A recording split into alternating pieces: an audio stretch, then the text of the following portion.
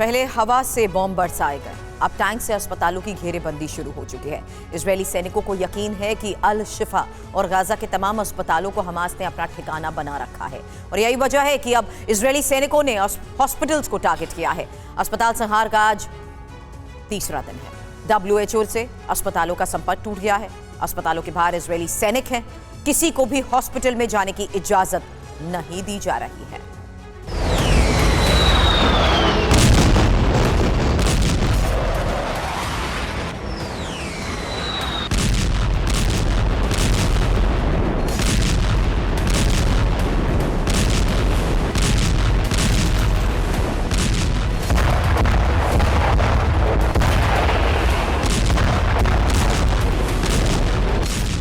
दुनिया की नजर में गाजा की जो जगह नो वॉर जोन है, वही इजराइल का प्राइम टारगेट बन चुकी है। युद्ध के नियमों के तहत जहां बमबारी नहीं हो सकती, उन्हीं इलाकों में 3 दिन से बम बरस रहे हैं।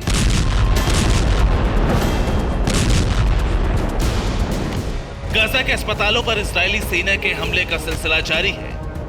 3 दिन से जबरदस्त गोलीबारी हो रही है।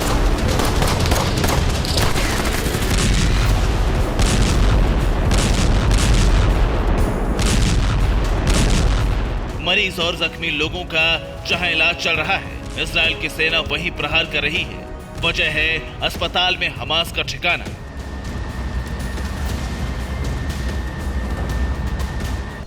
अल शिफा अस्पताल को टैंक ने घेर लिया है। अल शिफा अस्पताल में बिजली की सप्लाई नहीं है। डॉक्टर और नर्स बमबारी की वजह से भाग चुके हैं।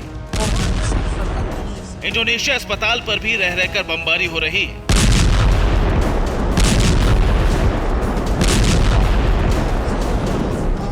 रिपोर्ट के मुताबिक हवाई हमलों के बाद ही हमास ने अस्पतालों में ठिकाना बना लिया था। हमास के लड़ाके मस्जिद, अस्पताल और स्कूलों में छिप गए थे।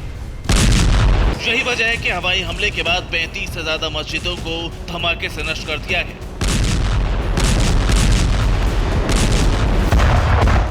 लेकिन अब इजराइल के टारगेट पर गाजा के तमाम अस्पताल हैं।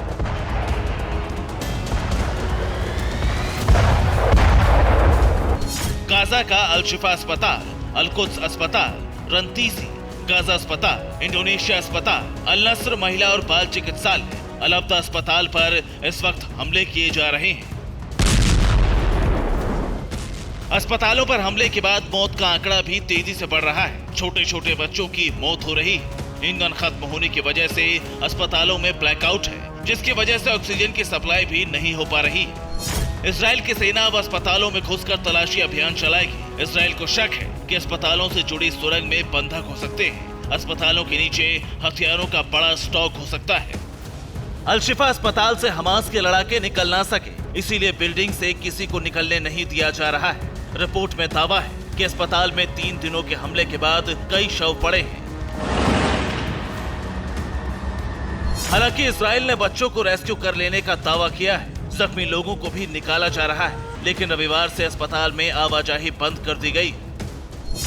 अल शिफा अस्पताल में करीब 1500 बेड है। अस्पताल में करीब 4000 का स्टाफ है। क्षमता से कई गुना अधिक मरीज यहाँ भर्ती है। लेकिन मौजूदा हालात की बात करें तो अल शिफा अस्पताल अब ऐसी इमारत है जहाँ ना तो दवाइयाँ बची है, न इलाज के लिए बिजली और बेहद जरूरी चीजें।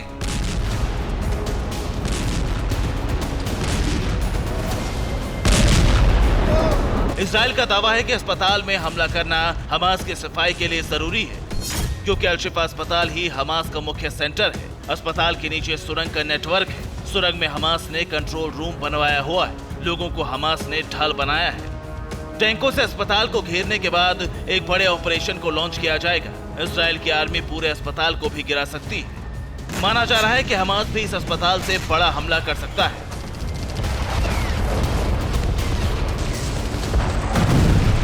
फिलहाल इजरायली सैनिकों को सिर्फ इतनी जानकारी है कि अस्पताल के नीचे हमास का कमांड सेंटर है, लेकिन आमतौर पर हमास की सुरंगें एक दूसरे से जुड़ी हुई हैं।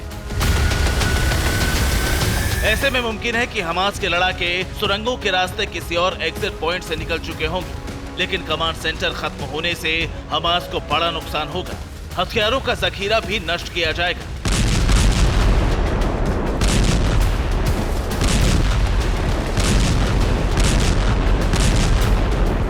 रिपोर्ट के मुताबिक अल शिफा अस्पताल के नीचे मौजूद कमांड सेंटर में इजराइल पर हमले की प्लानिंग हुई थी। इजराइल की सेना हमास की तमाम सुरंगों को खत्म करने के मिशन पर है। इसीलिए भले ही हमास के लड़ाके सुरंग से निकल भागने में कामयाब हो जाए, लेकिन इजरायली फोर्स जल्द ही अल शिफा अस्पताल का चप्पा चप्पा खंगालेगी।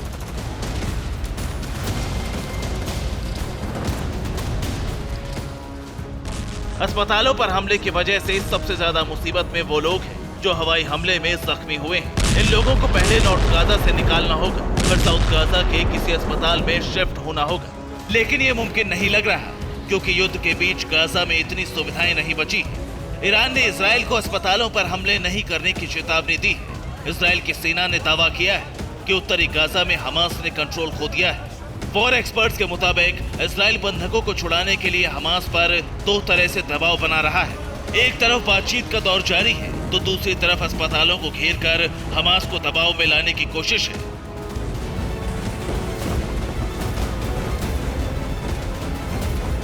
इजराइल के पीएम के मुताबिक गाजा में बंधकों की तलाश में इजराइल की सेना पाताल तक भी जाने को तैयार है। अस्पतालों को घेरने के लिए अब हमास के पास सुरक्षित ठिकानों की भारी कमी हो गई है। ऐसे में हमास के लड़ाके बाहर निकलने को मजबूर हो जाएंगे। इजराइल की खुफिया रिपोर्ट के मुताबिक हमास के लड़ाके सुरंगों में 15-20 दिन से अधिक नहीं रह सकते।